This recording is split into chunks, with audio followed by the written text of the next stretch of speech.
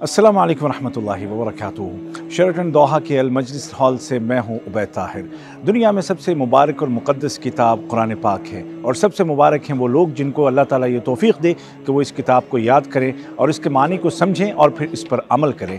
रियासत क़तर ने इसी आइडिया को मुंतखब किया और एक ऐसा मुकाबला मुनाक़िद किया कि जिसमें ऐसे हुफ़ाज़ को जाँचा परखा जाता है जो अपने अपने ममालिक में नंबर 1 पर आए और उसके बाद उन्हें यहाँ पर दावत दी गई और ये देखा गया कि उनकी तिलावत के साथ साथ क्या मानी पर भी गिरफ्त मजबूत है।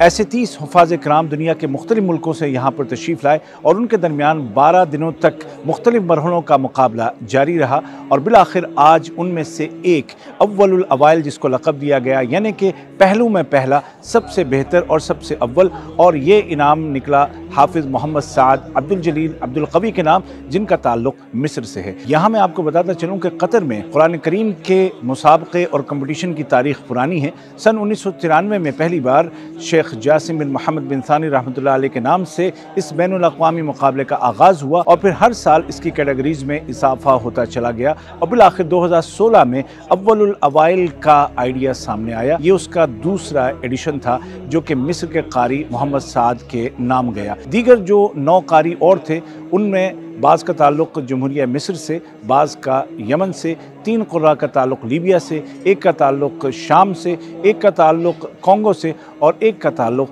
किर्गिज़स्तान से था। FM 107 की जानिब से इन तमाम हुफ़ाज़ किराम को दिली मुबारकबाद।